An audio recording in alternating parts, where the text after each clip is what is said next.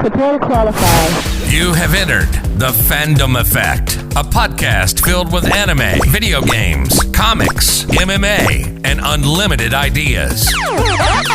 Each week, a new guest will press enter and discuss how they're making their dreams come true. With your host, Mark the Bushido Geek Halberg. It's time to enter the Fandom Effect. Now, please insert 25 cents to continue. You have one playthrough. Better make it count.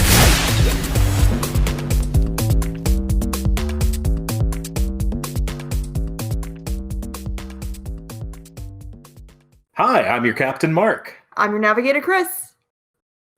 Together, we are the crew of Peace Together, and you are listening to the Fandom Effect. All right, and welcome everyone to the next episode of the Fandom Effect. If you're kind of moving along, you guys had just watched. I would hope you guys just did it. I hope you're binge watching, binge listening. You guys aren't, being rude and being like, "Oh, it's like 2030, and I'm now listening to this." Like, come on, guys, get it together. But you had just listened to episode 9. You are on episode 10 right now. It is part 2 with the crew of the Piece Together podcast. Minus Chopper Dak that had to leave in part 1. If you've listened to part 1, you would know what that joke's about. So there's your little test. If you're listening now and you're like, "What are they talking about? That wasn't funny. That didn't make any sense." It's because you didn't listen to part 1 and you're lying and saying that you did. But finally, one question. This is 80% of your grade for the course. Yeah, I know. This will be on the final. We are back with the Piece Together crew. Of course, you guys make sure you follow them on the Piece Together. It's at Lipson's. That's the hosting service. So you guys can also find them on Twitter. And of course, the Lipson will have links to, I think the Apple Podcast and the Google Play. But if you just have an Android or an Apple, which all of you will, because come on, what else are you going to have? You can just search the Piece Together. You guys can listen to the podcast, their podcast, and all those other platforms as well. Of course, you guys all know where you can find the Fandom Effect. Keep following everything. Facebook, Apple, Google Play, iTunes. Jesus, that fever's kicking in. If you don't know where you can find the Fandom Effect, I do have questions for you. Most notably, how did you get here? Yeah, I'd like to know. Where did you find this exactly, and what website is it on, and for what purpose? YouTube algorithms going off the chain. But we're gonna continue some of the conversations that we continued in part 1. So if you haven't, I don't know why you would have started with part 2, but if for some reason you've started with part 2, or maybe it's been a while since you listened to part 1, we took an early look at some of the beginnings of One Piece as a world building anime. Talked about a lot of the different comparisons on some of the other longer animes when it came to filler arcs, and we have a very funny discussion. I'm not going to mention it because you guys better go listen to it. But very interesting dynamics of other longer animes, and then in comparison to One Piece filler arcs. Kind of had some different discussions on some cool D&D stuff. Oddly enough, everyone that we had in part 1, we had multiple different DMs in the same One Piece podcast. Go figure. So this turned into my second D&D podcast somehow. I don't really know how that happened. Wasn't planning on that, but it did. We're going to do a deeper dive. Dak had only listened to a certain part of One Piece up to the Marine Ford, and we didn't want to avoid spoilers as much as possible. So part 2 for everyone is going to be a look at some of the later aspects of One Piece and some other just kind of really fun things. So we're going to jump straight into it. Guys, it's Mark and Chris, it's been so long since we did part 1. Yeah, it has truly been a millennia. A fortnight has passed since I have last beheld your face, my dearest wife. Dearest the children. Dearest Miles podcast. and Petra, the dog and the cat, they're fine. I pray I will not survive the winter between Carmen 2. So it'll be good. So right off the bat, you guys are about to jump into with Dak what arguably is, I don't know if it's my favorite, but it's one of my favorites, Marine Ford. Yeah. Ooh, oh So boy. right there. Yeah, so Dak had mentioned it, so I want to get your guys' opinion on this. So And this will kind of apply to those of you that are listening that are starting to kind of, if you're starting One Piece or this inspires you, the Fandom Effect, these 2 episodes, and you start listening to Piece Together and you start getting inspired to listen to One Piece and you're following these arcs and you're almost at Marineford. I want to get your guys' opinion on a different kind of thought process. So Dak mentioned how he's riding the high of Impel Down and he's about to go into Marineford. What do you think the reaction is going to be for someone who's never seen that arc before, coming from Impel Down, that said that's their favorite arc currently? Whew. Boy, howdy. I think there's no way to prepare yourself for Marineford. There isn't, because I was spoiled for it. I was spoiled for Marineford by mine own hand. I foolishly went to the wiki to look up stuff about Ace. And I had no reason to suspect or expect what happens. And I found out, and I remember I turned slowly on my computer in the chair, looking at Mark, devastated. And I was like, this isn't real, right? It is and was. It does not lessen the effect of Marineford, even though I knew it was coming. It was just as devastating and just as heart-wrenching, even though I was sitting there going, when's it going to happen? When's it going to happen? When's it going to happen? Because I knew it was going to happen. And every time it faked out, and I was like, oh my gosh, okay, not yet. Okay, my heart rate can go back down. But it never really did, because it's a whirlwind. It never stops in Marineford. It's nerve-wracking when you know what you're expecting. And I can only imagine going through not knowing what you're going to expect would make it all the more terrifying. Yeah, I don't know if it's more terrifying knowing, actually. Just having that constant dread hanging over you. There's a saying in One Piece that no one dies in One Piece unless it's in flashback. Marineford is when that changes. Yeah. That's when all bets are off. Yeah. No one dies before this unless it's a flashback. And it's really such a watershed moment for the series, because up until then, like it's such a big turning point in both the story and the world, and for the characters, it's such an important arc. Yeah, it really is. And for everyone listening, if you're not watching One Piece right now, super spoilers, but you guys don't get the same courtesy. You guys are just going to have to get spoiled and deal with it. But I think like you said, it's just Ace is always going to be one of my favorite side characters. He's not in the anime a whole lot. Not only did it change everything, but that's where the time skip. I did not see the time skip coming when I was first watching One Piece. Like that genuinely gave me an actual surprise. Yeah, I knew the time skip was coming, because Mark had mentioned as we were going through, like, there's a time skip and there's art of the time skip, so I knew it was coming because I'd seen it, but I didn't know when.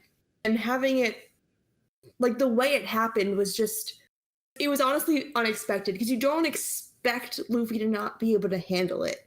Because even through all of this, he's handled it. He's gone through, like, all of these fights. But then when you stop and think about it, he's really just got off of fighting that fight with Moria. He hasn't recovered. He's gone through Amazon Lily, which was like a couple days of recovery from Sabaody, which wrecked him. Yeah. He went through Impel Down, almost died, got years of his life shaved off to save his life, then had these huge fights at Marineford, and suddenly, like, you don't realize how much he wasn't able to handle until it all comes to that horrible peak. Yeah. And then the time skip makes sense. Yeah, I think the scene after Ace dies and he's with I don't know why I'm blanking. Jinbei? Yeah, Jinbei. And he breaks, where you actually like see his mind breaking, and Jinbei has to like essentially kick his ass. Yeah.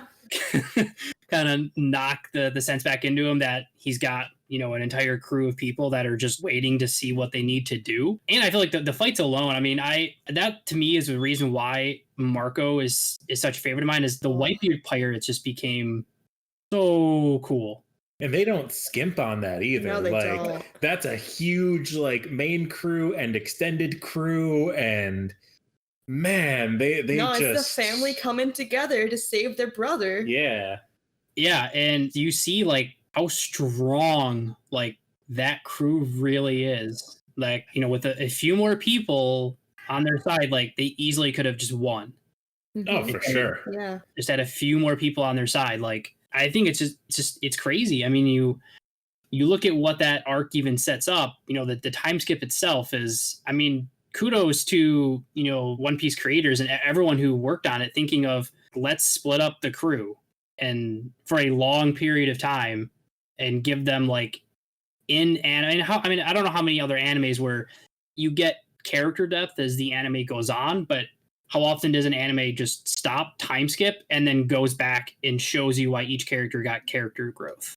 It's the way that they handle the time skip, and especially the return to Sabaody, is brilliant. And my only gripe is that, especially in the anime, Fishman Island drags. Yeah. Which is a shame because it's supposed to be the showcase, right? It's supposed to be we got our asses kicked, but here we are. We're gonna show how far we've come. We're gonna, you know, it's meant to be the I don't want to say introductory arc, like that's not true, but in D&D, right? Like when you have a fight that's meant to showcase not necessarily for difficulty, but just how strong the party is, that's what Fishman Island is supposed to be. In the anime especially, it just drags. Yeah, it really does. Yeah. And it super sucks because like Horty is just such like a second-rate villain too. Like he's nothing compared to Arlong. Yeah. Yeah. And he only suffers by comparison. He only suffers. Yeah. Yeah, and I feel because what did he have to take to get power? Like he had to take something. Yeah, all those pills. Some weird death steroid or some shit. Yeah. Normally One Piece does a very good job of they escalate the villains in power as they continue on in different arcs. But I feel like Hody was like, I get that the pills were supposed to make him strong, but the entire time I just felt like you're just a second-rate Arlong who would probably kick your ass. Like what? How am I supposed to invest in you as like the big bad guy when you couldn't even beat the last bad guy? Exactly. And what's doubly sad about it is we get so much cool world building in Fishman Island that's just dampened by this what feels like a subplot. The Hody subplot. Yeah, because I think that scene where Luffy's on the phone with Big Mom, he doesn't just tell, like, and he just says like, "Nope, Fishman Island's my." Which I forgot about until just recently because we're just now going through Whole Cake. Whole Cake. I'll say that really weird. We're just now going through Whole Cake. There we go. But they brought that back and mentioned it like, "Oh right, Luffy has spoken to her already." That was just 400 episodes ago. Yeah. Remember that thing like 6 years ago that you did that pissed this person off? Well, we're now here to suffer the consequences of it. So thanks a lot. So I know when I had stopped watching, I got to catch up eventually, but I was at the beginning of Whole Cake and you guys are near the end. Have you guys read on the stuff that's happening with up to very close to the end of Whole Cake? Chris is now past where she has read, where we are watching. Okay. Yeah, I still got to get into manga more. Manga's always been harder for me to get into, but I mean, that's fair. I mean, it also depends on my mood for me personally, right? Like sometimes it's just I want to blow through a bunch of story in a lot less time. But I also feel like I don't absorb as much of the manga. Like a lot of the visuals I feel like are lost on me on the manga because I'm more focused on reading the story than appreciating the art. Well, I think that's also a victim of art style sometimes, though.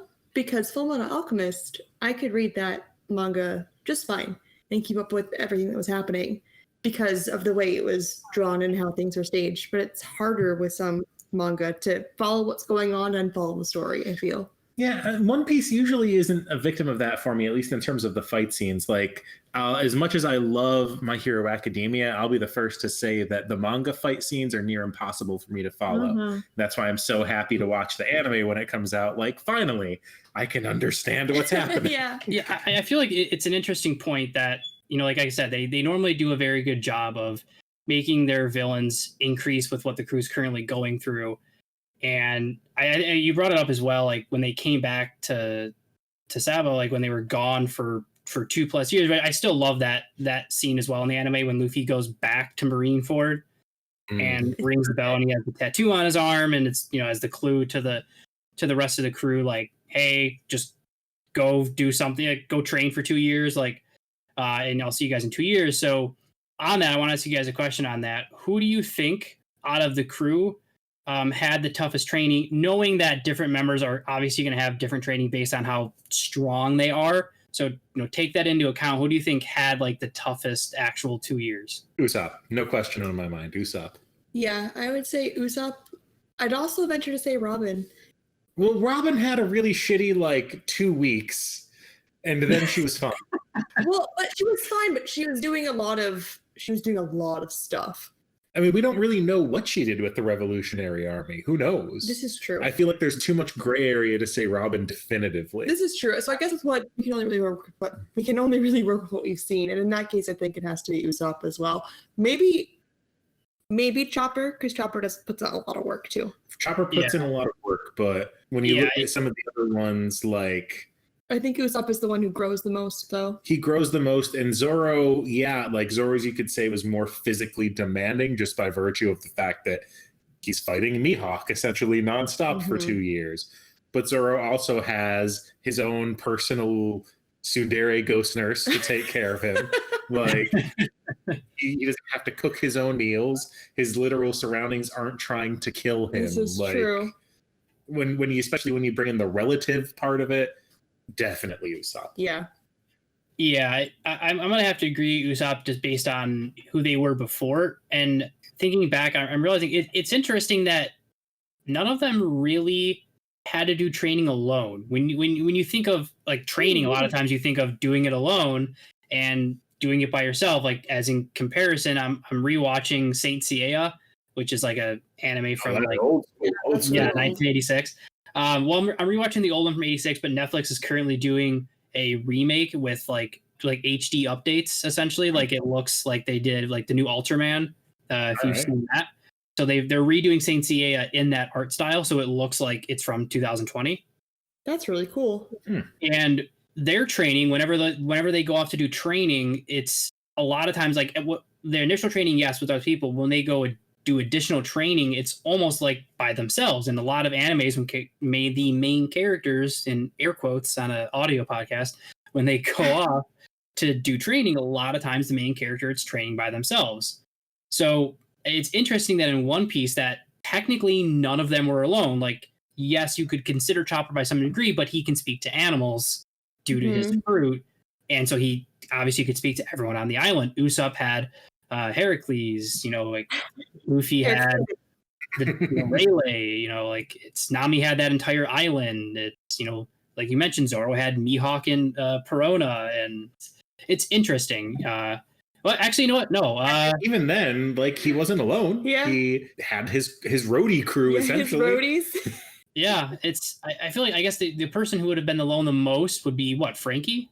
Yeah, but even then he had the, like, family that he was sort of not really staying with. But it's interesting. But I feel like that was good in a different way to take it, because most animes do it where main character goes off alone, somehow comes back crazy strong. At least One Piece, like, I feel like it gave it extra depth of showing that, like, yeah, they can all get stronger, but there's no way they could do it alone. Like, they need something for sure. there. I don't think solo training would fit with like the ethos of the show. No. Because One Piece, from the very beginning, right? You look back at the Alabasta arc or not Alabasta, Enies Lobby, I think is the quote I'm going to be referring to specifically, when Usopp's sort of freaking out and Sanji's like, look, there's stuff that I can do and there's stuff that you can do. I can't do what you can do. You can't do what I can do. But with our powers together, we can save her. We can make this happen.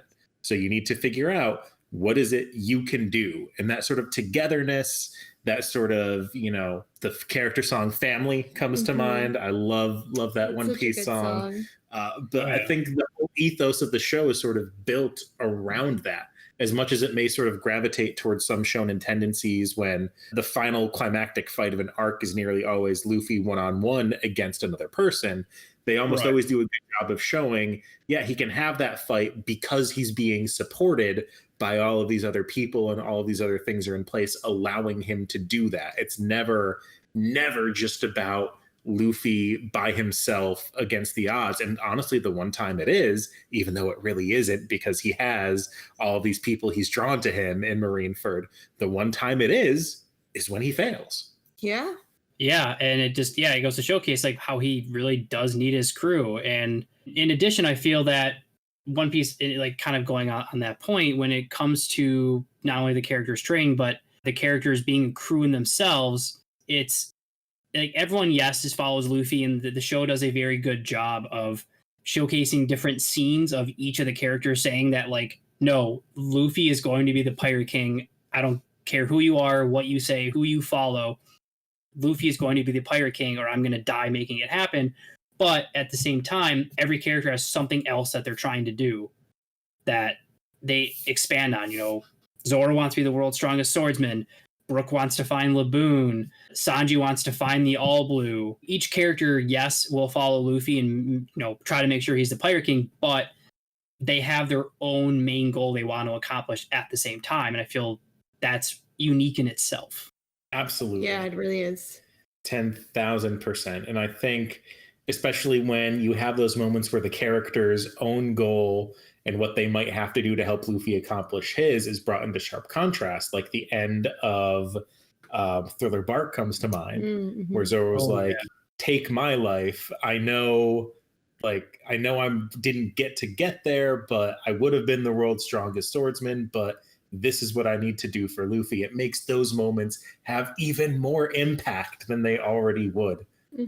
Yeah, that's such a good moment too, especially when like Sanji does come back and Zoro, and he's like, what the hell happened? Like, what's going on? And it kind of goes back and shows you, like, and then he finds out that like Zoro just did this for Luffy. And it just, I mean, some of the stuff, I mean, like, different characters have their own moments, you know. Usopp leaves the crew at one point, you know, temporarily, and goes through his issues. Sanji, you know, has his issues with the crew, kind of like in Whole Cake and at the end of the Zao arc. And Zoro's like that one steadfast of like, just, no, I'll go ahead and take this unsurmountable amount of pain after I've already been in a fight for my life, just because there's a slight chance that you might live if I do this. It's also really satisfying to see them start to accomplish their own goals, because we see how they start to grow. And the best example I can probably give is Usopp again. Best character arc in any story media series ever. It really is. Shout it from the roof. Oh, gladly. You take him from the beginning to him as, yes, he was technically Sniper King, but like him burning down the flag. And that's such a good moment. It's beautiful. It gets me every time. Like, I talked about a little bit about this last episode of the Fandom Effect, how Enies Lobby Water 7 is one of my favorite arcs. Is my favorite arc, and part of it is because of the growth we see in Usopp, how he goes from this just broken down, like, I can't do anything to help you, and, you know, everything's been taken away from him, and then watching him resolutely burn down that flag to save Robin, to prove a point, to say that they'll take on the world for her, is breathtaking. And then to see it go even further. Do you remember how excited I was for you to get to Dressrosa? Yeah, I was just about to get to that. Yes. Because the moment that boy uses hockey, I lost my mind. Yeah, because I feel like also, again, the crew does a very good job of simplifying the fact that, like, yes, Luffy is going to have people on his crew that are going to have Devil Fruit powers, but there's going to be people that aren't. And giving Usopp hockey at that moment, like that perfect moment, you could not have picked a more perfect moment to have his hockey kind of kick in. And this hasn't yet been at all, so this is me speculating, but a future fight is bound to happen between his crew and Blackbeard. For sure. Without a doubt. So Usopp I'm blanking on the name, but Usopp versus Blackbeard Sniper. Yeah, I'm waiting for it too. I thought about it recently when I've been, you know, trying to catch up, and I'm just like, you stack up, and they've done a very good job of introducing Blackbeard's crew in a way where it's, yes, he now has tons of subordinates because of all the other stuff, but the main crew, you compare it to Luffy's crew, and you can see the matchups in your head of like, well, obviously Luffy fights Blackbeard. Okay, well, Zoro is probably going to fight the wrestling guy, and or Shiri. Like, you know, it's like you don't know because it's like, Oh yeah, that's right. Now that Blackbeard is a swordsman. Mhm. yeah, Like, Shiryu of the something. Sanji. ring. Yeah, and it's like Sanji, and it's like, yeah, obviously Chopper is gonna fight the Doctor. I feel like that one's a pretty good given. But yeah, that fight I'm hugely looking forward to, and I feel like that's another credit to One Piece as animes. They do a good job of giving the villains now and the later arcs. You know, One Piece has less time left than what it currently ran. As sad as it is to say, probably it's not going to go another 10 years. So there's less time left than what we've been watching so far. And so now they're doing a really good job of giving the big villains character depth, and knowing that Luffy might not fight them for 150 episodes or 200 episodes, but slowly giving you character depth to show that when Luffy fights this person, it's going to be insane. Now, I haven't watched the Wano arc, as obviously I'm a little bit behind, but I've read up certain things on it, and you know, I feel like they're doing a really good job of like introducing Luffy to Big Mom and Kaido and bringing that next aspect. And it brings me to an interesting question. It's purely speculation because the show hasn't gotten this far, but do you see the show ending with them either making Luffy the Pirate King or like something where Luffy just gets to Raft Heel? I think Luffy will be the king of the pirates. I think we will get to see what the One Piece is. I know it's been said in a couple different interviews that he's done. I mean, people have been concerned, right? That One Piece has been hyped up now for 20 plus years. What is this thing? What is this treasure that they're going for? And Oda's had to come out and say, like, it's a thing. It is a real thing. It's not like, oh, we get there and the One Piece is the friends we made along the way. Like, no. It's the power of friendship and hugs. Like, I think we will see you later, everyone. We will definitely see it. And let me take that a step back. We will definitely see him become the Pirate King. We will see what the One Piece is. It will not just end with them landing on Raftel. No, we'll definitely see what it is. But like we joke into like the real journey, like it was the real One Piece of the friends we made along the way. But part of it, I think, is gonna be that because for Luffy, it's always been about the journey. It's about what's at the end of the journey too. Like obviously, like he wants to be king of the pirates. There's no doubt in anyone's mind. He wants it and he's gonna be it. But the reason he turned Rayleigh down in Sabaody, the reason why he didn't just let him tell him what One Piece is, where it is, how to find it, is because the how you get there is just as important as what's at the end. Very true. Yeah, exactly. And that scene where Usopp just asks Rayleigh, like, well, just tell us what it is. Like, we're right here, tell us what it is. And Luffy freaks out and says that if that's the kind of way you want to go about it, get out of my crew.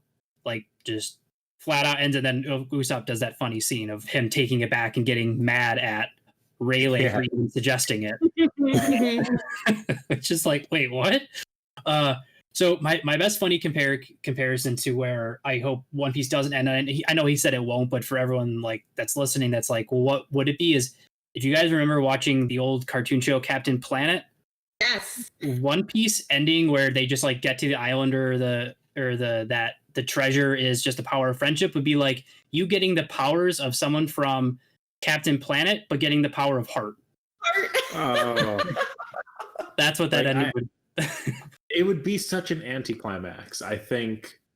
Well, granted, if there's any show that has earned that, it's One Piece. But Oda's too smart to do that. It's fun to joke around about them doing something like that, but obviously he's not going to for how now I don't see. I mean, obviously One Piece now is the longest running anime of all time. I don't see anything ever beating it by the time it ends. I mean, God, I don't know, 1,200, 1,300. I mean, who, at least somewhere around there, realistically. I don't see them doing it that way. So it's interesting. I'm going to be interested to see if it's, yes, is it a thing, but what? What thing could it be that makes him the king of the pirates or makes that journey, complete? And, will One Piece end there? Or do you so here's another speculation question for you guys as fans of One Piece. Do you see them having Luffy like get to the island by himself? And I say that because previous to that, some of the crew has accomplished their own goals. And Luffy's main goal is king of the pirates. So they know so the crew knows Luffy's going there. He's won. He's got it. He's king of the pirates. and they start dropping off. Brook finds Laboon, Nami has made all the maps, like all stuff like that? Or do you see them having Luffy get his goal and then doing some sort of mini arc to fulfill the other characters? Or how do you guys kind of see that going? Because we mentioned it, all the other characters have their own goals. I think we'll get an epilogue tying up certain loose ends, because I think there are some goals that you can't tie up neatly just with the entry into Raftel. Like, I think Nami, specifically the map of the world, is something that we'll have to see filled out in an epilogue. Laboon too. Laboon, definitely, I think we'll see in an epilogue. But there are certain ones, like Robin's goal, literally cannot be fulfilled until she also goes to Raftel. She has to see. Or excuse me, Laugh-Tail, as we call it. It's Raftel. It's Raftel in our hearts.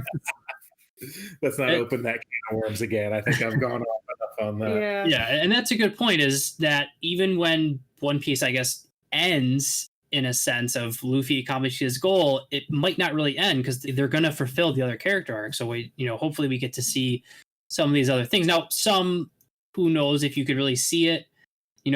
Zoro's, how do you really know at the end of the day if he really is the world's strongest swordsman? Yeah, it's got to be when he beats Mihawk. When he beats Mihawk. Sure. Yeah, and it's going to be interesting. Is like, how do you? I can't wait for that fight. Zoro powered up, fighting Mihawk, finally powered up, and this isn't coming from me, but I'm also very looking forward to seeing Shanks's crew fight whenever that happens.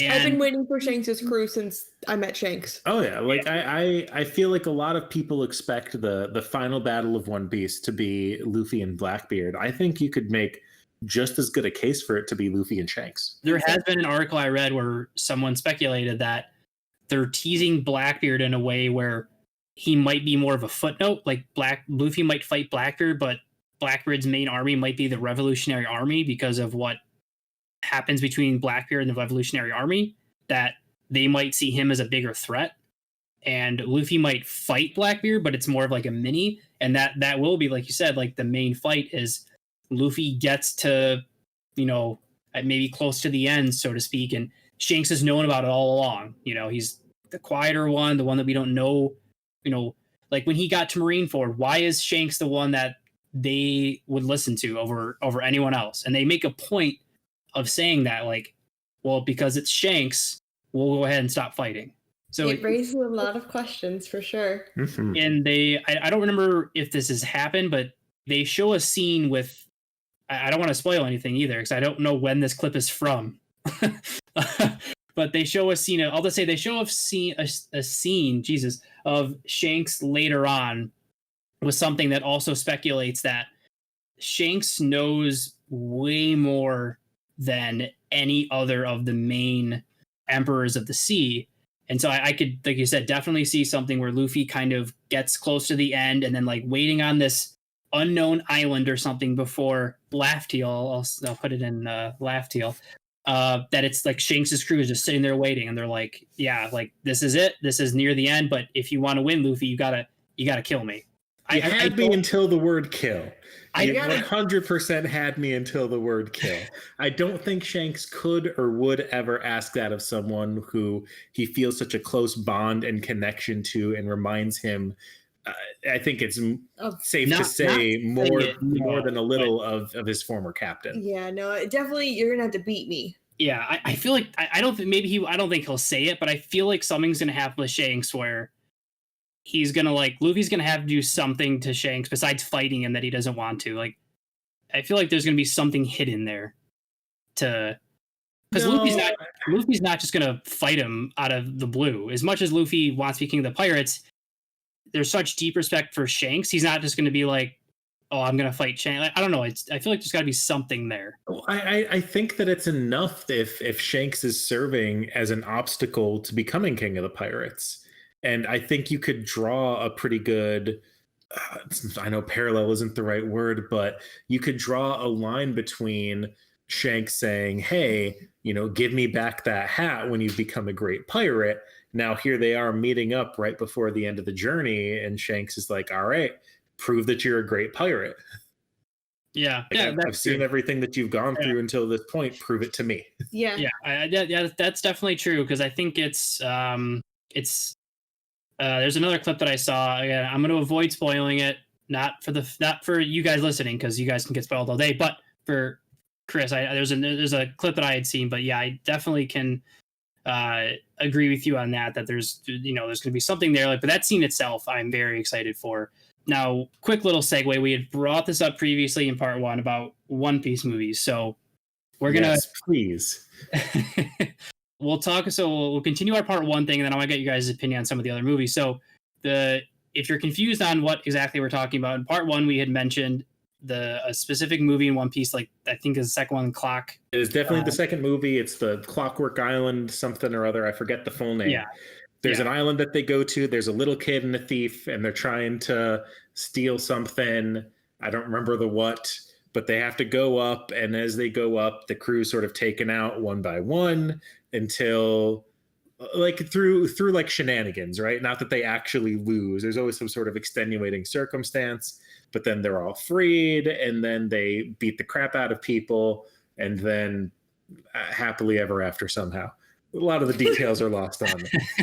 So we had talked about when Luffy gets his second gear power, which is the one where he kind of like pumps blood like to the rest of his body, and he gets like that steam and gets like increased speed. So I thought it's been a while. Like I said, I can't easily be wrong that where he gets it in that movie is when like the building falls on him.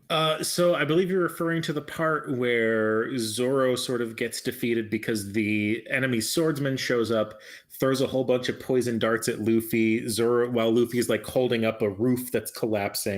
Zoro steps in front of the darts, gets poisoned, gets taken off. The roof keeps collapsing, and then Luffy sort of like summons the strength and pushes it up and breaks essentially the room that was collapsing around him. Right. I can't think of anything in there that would have flown second gear flags, especially when you consider how early that movie is set. Chopper is not in that movie. No, that is a pre-Chopper movie. I think I tried to show it to you once and you weren't super interested, but I think that was like way before. Was that before I was actually invested? Yeah, long ago. I'll have to re-look at the movies. I know a movies where it kind of is introduced, because I know the anime is like, I think it was, I'm trying to remember where he all of a sudden is just like using second gear. So yeah, I can easily be wrong on that. I thought it was from that movie, but I can easily be wrong. I'll have to do my own fact checking. It's been such a long time since I've seen some of the earlier movies. So I definitely, I have no problem being corrected. It's been done numerous times before, and will happen until the end of time. Definitely let us know when you verify, though, because if they did somehow get the green light to freaking foreshadow that in the second movie of all things, that's some shenanigans right there. I tell you what. I'm kind of continuing. One Piece obviously by now has a lot of different movies. Have you guys? I know Mark, you've mentioned it, that you've watched a lot of them. Chris, have you watched some of them, or where's kind of your One Piece movie trivia at? I've seen 3 that I can remember, maybe 4. Because I think you showed me the Alabasta one that they lumped together. Because I own that one, yeah. I remember the one, it's in that weird art style that you really liked. Yeah, with the flower. And then we saw the 2 newest ones that came out in theaters. Gold and Stampede. Yes. I liked Gold and Stampede a lot. I really enjoyed them a lot. Stampede's my favorite out of all of them. Yeah, seeing them in theaters was very fun. I think Stampede for me, I love that just because Douglas Bullitt as a villain was really good and really well done. But continuing on a previous trend, like we said, where Luffy has a chance to learn from Rayleigh any answer to anything he might want to know, and he outright refuses. And in that movie, he gets a chance to get the log pose that Gold Roger had, and instead of saving it and trying to, as that fight's going on, he just breaks it. And Kid and everyone else, and he's like, nope, no shortcuts. No one gets it. No one gets it. This is going to happen the long way. And I don't know. I just feel like, and then, again, that continues that trend where One Piece, how far spaced out is that apart? Where they keep with that same, I don't know if you'd call it a character trait or so, but sticking with that same aspect or theme of, no matter what happens, this character refuses to take any shortcuts. And to continue that in the movie, I felt like it was a nice touch. Oh, absolutely. Mm-hmm. We talked about recently in some of our episodes where in a lot of ways Luffy has grown as a character, but he never feels like a different character from when we started, because there are certain core traits and tenets of him that are just immutable, that make Luffy Luffy, that won't change, that'll never change. And that fact, the fact that it's about the journey, is definitely one of them. Yeah. And I feel like they do a really good job. I really look forward to it. And what I couldn't really mention it before when Dak was on with some of the filler arcs, is a specific filler arc that at least ties into something, is the filler arc that sets up One Piece Gold. Oh, the one we with skipped no, that was the one with Barty. Oh, right. That silver villain. Yeah. Yeah. Okay, now I remember. So I'll be honest, like that filler arc I enjoyed, but not because it set up gold. I enjoyed because I love Barty. I love Barty Agreed. so much. I can't wait until we get to him and I can welcome everyone to Barty Together, a show where my friends and I talk about Barty and how great he is. Wholeheartedly agreed.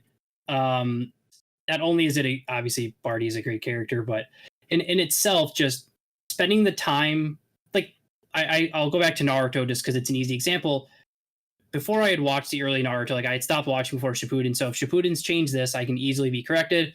But from the old Naruto, like any of the first couple movies, there was no explanation. It was just, hey guys, this movie's taking place because they went on this, they decided they went on this mission. They had a mission to go here and they did it, and there's the movie.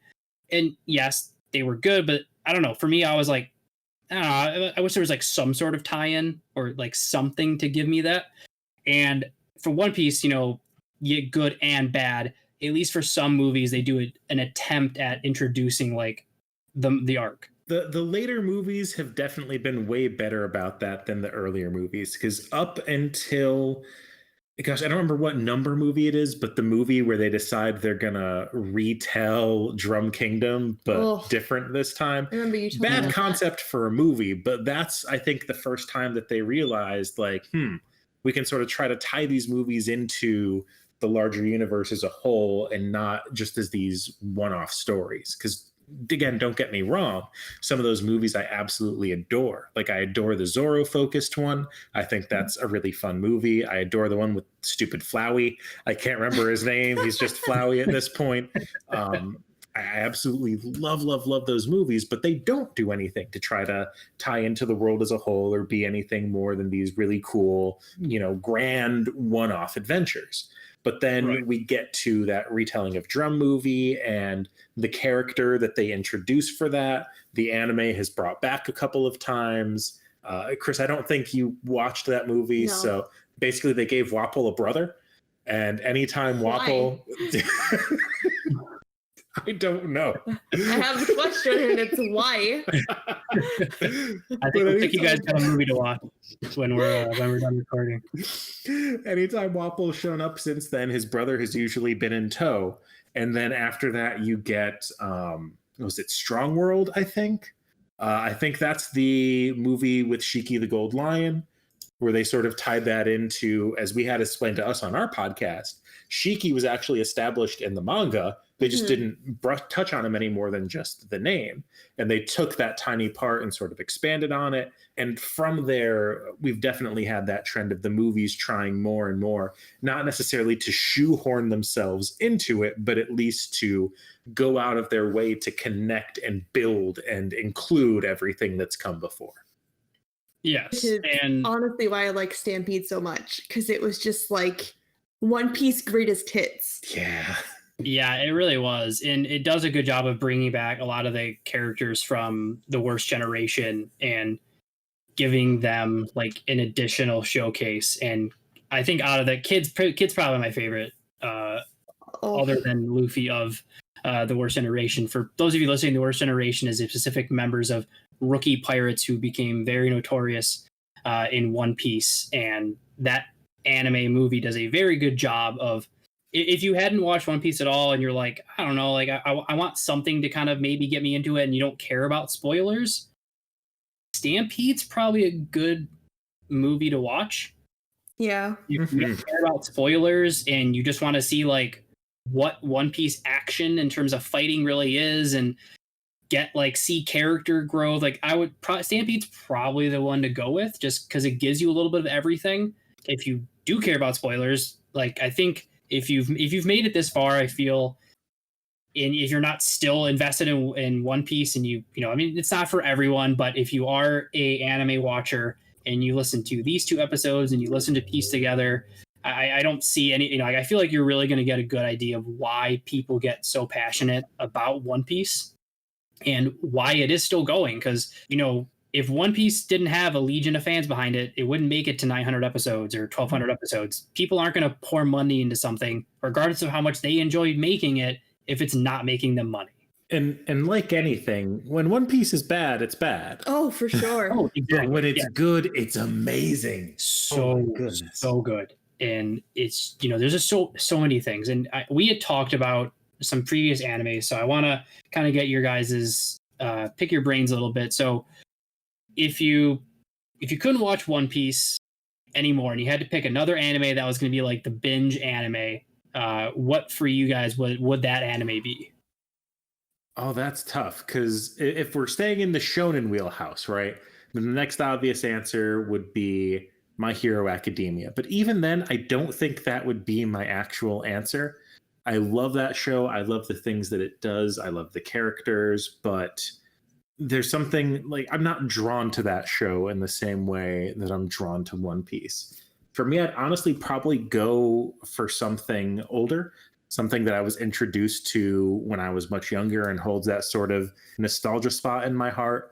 Maybe an Outlaw Star, or maybe something like, I guess younger is relative at this point, but Gurren Lagann, that came out when I was in college, which is still a good decade ago at this point.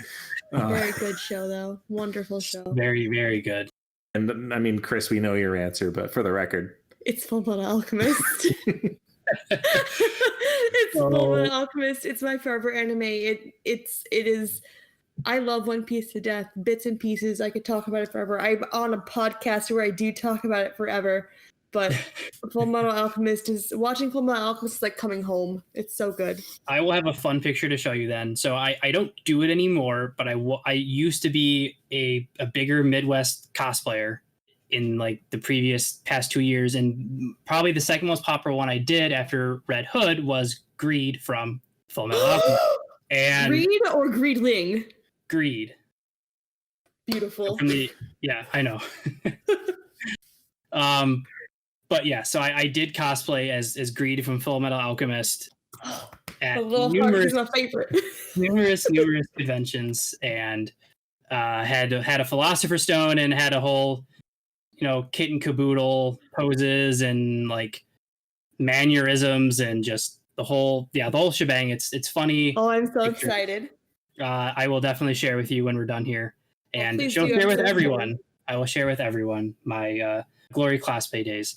Okay, so for me, there's a lot of animes I'm a huge fan of. It's really tough, and I've made you guys make decisions on picking one, so I'm gonna stick to my own as well. If I, the reason where I'm split is Yu Yu Hakusho. Ooh. And it's an older obscure one, but it's an older obscure Gundam one called G Gundam. G Gundam. Okay, first off, let's not bag on calling G Gundam obscure. Because hand burning red, like, roar tells me to grasp victory, etc. G Gundam, quite frankly, is probably the most accessible Gundam series. I think so, yeah. Yeah, it is. And I get disappointed about how whenever I mention to someone like, oh, I'm a huge Gundam fan, they're like, oh, like Gundam Wing, and I'm like, no, just G Gundam. Don't get me wrong, I get down on some Gundam Wing, right? Like, I love Gundam Wing. I know it's like, in terms of percentage of series, it's like 20% mech action to 80% pretty boys and politics. I mean, get that, but oh yeah. So G Gundam one because it's an amazing anime, and I have the King of Hearts tattoo over my heart. Nice. So with some minor modifications, but that is like my only tattoo right now is the King of Hearts tattoo, and I went and I bought from Right Stuff Anime the G Gundam Collector's Edition that they released about a year and a half ago. which is amazing. It's so for everyone out there, I highly recommend it. It's worth the money. It's the entire anime on Blu-ray with HD updates. You get a character art book. You get like patches of all the main Shuffle Alliance. You get a lanyard, and you get like Domon's headband as well. So that's choice. That's choice. It's so cool, and it's so worth the money. And I plan on doing a future video. I'll give you guys a little teaser of unboxing it and showing everyone everything that's included. It's highly recommend it. But if I'm gonna pick one, even though I have a tattoo of the other one, I gotta go with Yu Yu Hakusho. To be fair, Yu Yu Hakusho was just phenomenal. Like regardless of being a shonen, regardless of the time that it ran, it's regarded as a classic for damn good reason. Yeah, it really is. And honestly, like Yu Yu Hakusho took a lot of the established tropes of the shonen series and found ways to improve upon them.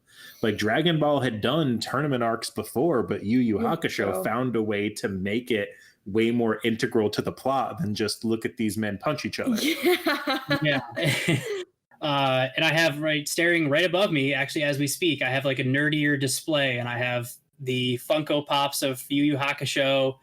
I have a One Piece trading card deck that has been canceled. I picked up in a anime shop in California a couple years ago. I got the Shining Gundam right above me, and I've got a giant Yusuke Urameshi signed by Justin Cook. We'll have to take a picture of our figure mantle for you. Yeah, we'll have Chris take a picture of the mantle. It's you'll have mine. This isn't everything. Where a lot of my stuff's in storage and waiting on a house, and when we get it, I will have massive displays. I have. I'm really looking forward to breaking out. I picked it up in Chinatown in Chicago, but it's a giant statue of Shanks. Yes. In action pose, and it's so cool.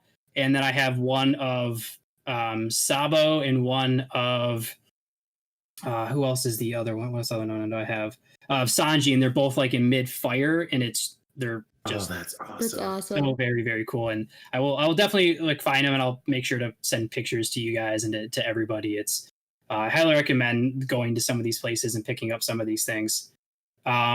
And so I know we've kind of talked about it, and we're getting close to the end of part 2 here. So I wanted to get your guys's unfortunately, you can answer for Dak, and I'll just make sure that I tell him.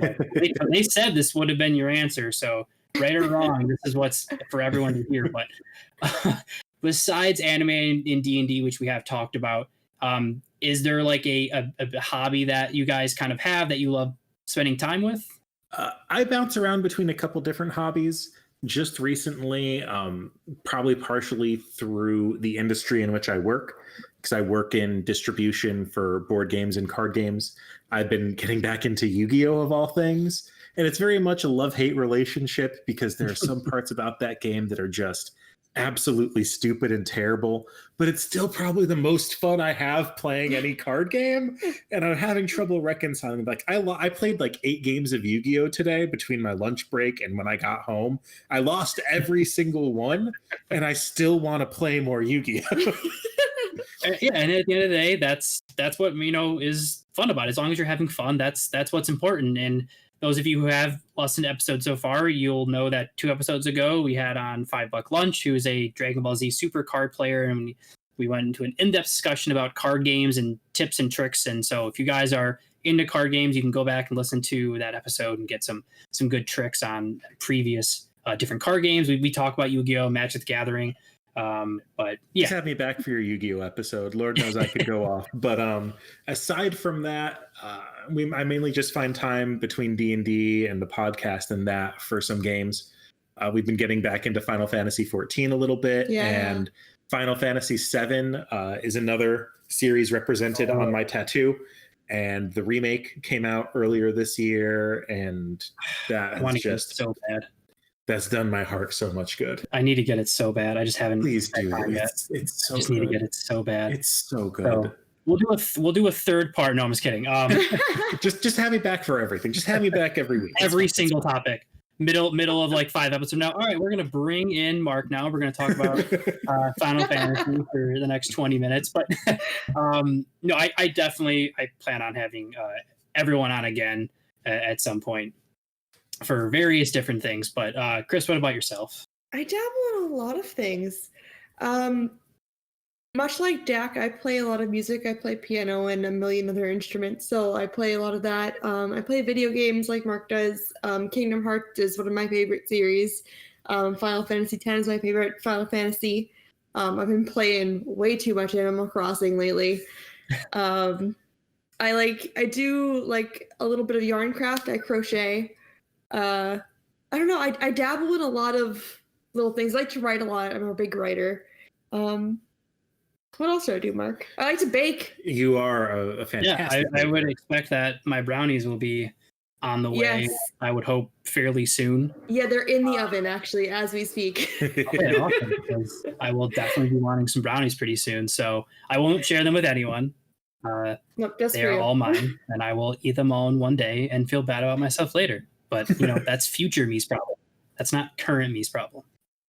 But I love asking that question just because I mentioned it to you guys before, but the point of the Fandom Effect is just to introduce everyone out there to everything possible. If I didn't start playing River Raid with my dad when I was 3 years old, and then having a friend turn me on to Doctor Who, and having my brother take me to watch Lord of the Rings in theaters, so many different things that I am into would have never happened. And so that's what I'm trying to do here, is to give everyone those same ideas and same concepts to find something that they never would have thought of and find their new fandom. So I love asking questions like that for that reason. Speaking of fun things, to all of you out there, if you've never played a Phoenix Wright game in your life, please play Phoenix Wright. I love them. They're stupid and crazy and amazing. Please play them. Honestly, I love the ethos you have behind your show, because it's crazy for me to think about the different things I've gotten into, how I've gotten into those things, and the just crazy butterfly effect that it's had on the rest of my life. Not to be too hyperbolic here, but gosh, what was it? If Chris had never been into, I want to say it was Orin High School Host Club, and I had never stepped my foot into online role playing, we never would have met. I never would have met my wife, despite attending the same university as her. Never would our paths have crossed. Yep. You never know what the things you love and the things you allow yourself to try and fall into are going to bring you to. And it's really funny and not, I guess, more heartwarming, but that seems almost super too sappy, but it is heartwarming, because what that sentence you just said is literally the end of my intro right now, where I literally say the words, the reason why I'm doing this is because you never know what you get into now will have an impact on your future. And I feel like me being a father has played a lot of it into it. I'm watching Yu Yu Hakusho with him now, where I can get him to watch like Power Rangers and Ninja Turtles, and he knows more DC and Marvel superheroes than my wife does. He loves watching the Avengers movies and like running around pretending he has no eye, like Thor and Ragnarok, and that's really like inspired me to start this podcast and have that ethos that you mentioned. Is just, I'm now seeing the flip side of it from what my dad did. I'm now seeing the dots being connected from the other side of it, and just thought, well, maybe I can give back in that way. I love that. I really do. And it's so true, man. It's just so true. Yeah. Never be afraid to love the things you love. I mean, don't be a dick about them, but never be afraid to love and embrace the things that you love, man. It's such a good thing to put out there into the world. Yeah, life's too short to be embarrassed about liking anime. Yeah, exactly. And we're in a great time where it's becoming more mainstream, but there will always be stigmas. And if I can, if and whoever I have on as a guest can help break down, obviously, can break down some of those walls and showcase like, well, these people are doing cool things and are married and have kids and have lives, like, and they're into all these things. Like, there's no reason why I can't do it. Like, that's exactly the point. There is no reason you can't do it. And a previous guest in episode 3, where it's a heavy focus on Dungeons and Dragons podcast, brings up the fact that he has had people who have ruined D&D for other people because they were just like that type of player, where they were like, well, I don't want to do that, and you can't do that, and no, it's my turn. And that applies to all types of fandom. And so, like Chris and Mark have both just said, if you're into something or you're thinking about being into something, keep striving for it, work at it. Nothing good comes easy, for stealing another phrase. And, taking that extra step out there in different situations is never going to be easy. But at the end of the day, when you look back and in 5 years and think, well, if I hadn't taken that step, who knows what would not have happened. So as always, you guys, regardless of what you're curious about, you can always message me about anything you guys are thinking about, anime recommendations, anything. If you have any questions for any of our three guests, so I guess Stack included, but I don't know why. We'll pass it along. We'll send it through the grapevine. You definitely can. If you do, I will, of course, pass along the message. And of course, you guys can find Piece Together at the Lipson, obviously Piece Together, Twitter at Piece Together Podcast. And then, of course, yes. And of course, you can go to it through the Lipson, but if you have, like Apple Podcasts or Google Play Podcasts, you guys can just search for Piece Together Podcast and it'll pop up. I would highly recommend you guys obviously check it out. As always, I would never have on it, kind of like Dak put it in a really good way in part one when he said that he trusted your recommendation and knew that you wouldn't recommend something to him if you didn't actually think it was good to watch, not just because you liked it. It's the same thing on any guest I have on here in the Fandom Effect. If I didn't think it was going to be fun and different and give you guys something else to sink your teeth into, I wouldn't have them on. It's as simple as that. And so, of course, this was one of my favorite two-part. I mean, it's the first two-part I've recorded. We're the favorite by default. Yes, default. But in general, is definitely one of my favorite podcasts to record. I appreciate everyone coming on and taking the time to do this and taking the extra time to do it. Technical difficulties aside and everything aside and jokes aside, it was a huge pleasure and definitely an honor on my part. Of course, as you guys always know, if you've made it to the end, you get your fandom tip. And you guys have been, I think we're spoiled in parts 1 and 2 because all guests have given you guys like different tools and websites and different things. So you guys are a little spoiled, but the main fandom tip we're going to stick on One Piece right now is One Piece just came out with a new show and manga for Ace and showcasing his story at the very beginning of his stages of being a pirate. And issue 1 just came out. If you're watching this is being recorded in mid-May. So the episode, issue 1, I guess, came out a little bit, I think about a week and a half ago. Issue 2 doesn't come out until September of 2020. Who knows with everything going on, it could get delayed, but it's an amazing job of showcasing his beginnings as a pirate and telling you like things that you would have never known before. How did Ace get his power? Well, I know he was part of a crew, but who were they? And if you're a fan of One Piece and you're a fan of just unique character storylines, unique character arcs, I could not recommend it more.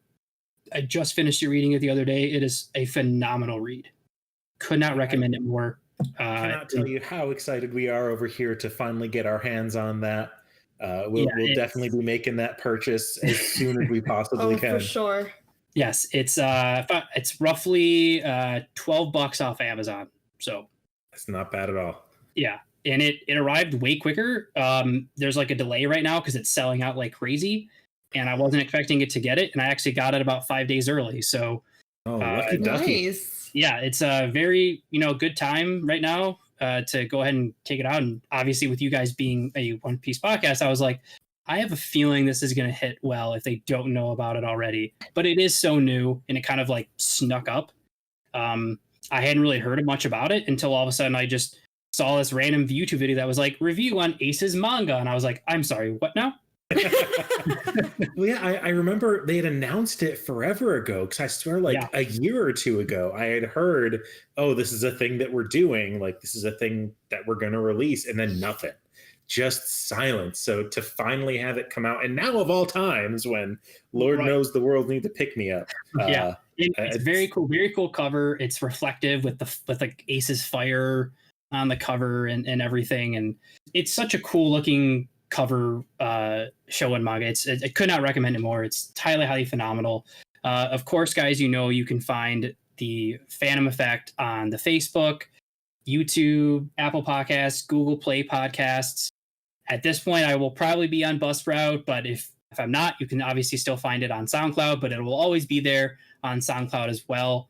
And this has been episode 10, everybody. Of course, episode 11 is going to be coming up next week.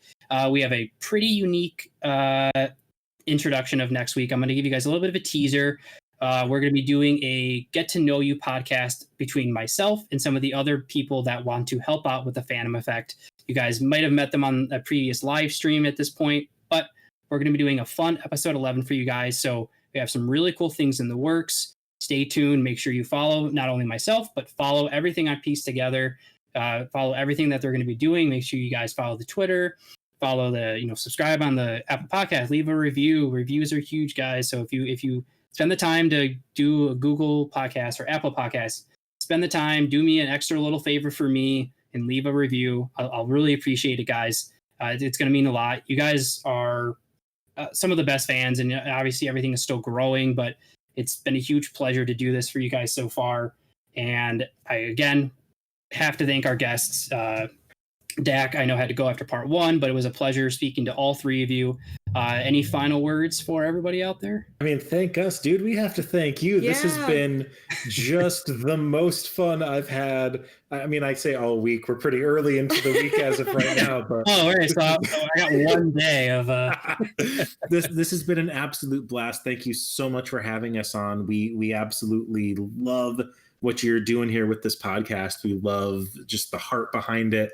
Thank you so much for having us. And I guess for me, my final thought is just repeating what I said in part 1. If One Piece is something you're iffy on, A, there's no rush. It's not going anywhere. And B, just watch until you get bored and see where that gets you. Yeah, and just really have to echo that sentiment. Like, I've had a blast. I know Mark's had a blast. I'm sure Dak did too. This is just a super fun thing to do with you, just talking about One Piece, hanging out for a little bit. But super love what you have going here. This has been a great time. And I really look forward to seeing what's coming next. I appreciate that. And with that, guys, I will see you on the very next episode of The Fandom Effect. Well, not bad for one playthrough. You have multiple achievements left to unlock. Please follow the Fandom Effect podcast on all available platforms and unlock the next level. If that doesn't work, just turn it on and off.